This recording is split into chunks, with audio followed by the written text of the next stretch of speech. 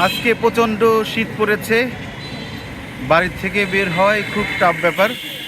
বিশেষ করে শিশু, বাচ্চা, বয়স্ক যারা রয়েছে এবং যারা নিম্ন আয়ের, যাদেরকে বেরোতেই হয় প্রতিদিনের কাজের সন্ধানে, তাদের জন্য, এবং মধ্যবিত্ত যারা আছে তাদের জন্যও সমস্যা, কারণ বাইরে তো বের হতে হবে, কিন্তু প্রচণ্ড ঠান্ডা, সবার খুব কষ্ট হচ্ছে এই শীতে।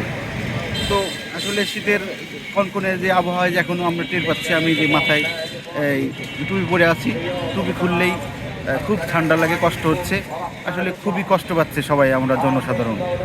সকাল থেকেই আমরা রাজবাড়িবাসী যারা লক্ষ্য করেছি যে প্রচুর কুয়াশা পড়ছে এবং তীব্র শীত অনুভব করছি আমরা। শীত আসার পর থেকে আজকে যে পরিমাণ শীত পড়েছে, রেকর্ড করে আমার মনে হয় যে রেকর্ড পরিমাণ শীত পড়েছে।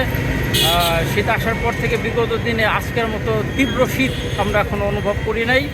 এর কারণে যারা সাধারণ খেটে খাওয়া মানুষ, তাদের অনেক কষ্ট হচ্ছে, তারা কাজে বেরোতে পারছেন না, এবং যারা রিক্সা চালায়, অটো চালায়, তাদেরও এই শীতের কারণে তাদের যে প্রতিদিনের রুটি রুজির যে বিষয়টা, সেটাও তাদের ব্যাহত হচ্ছে।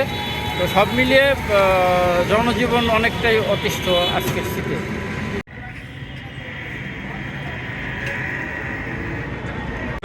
খুব কঠিন অবস্থা, খুব খারাপ, ভয়াবহ, চলতে পারতেছি না। এখন হাত পা কাঁপতেছে, যাত্রী নাই, যাত্রী নাই, সূর্য ওঠে নাই, যাত্রী নেই।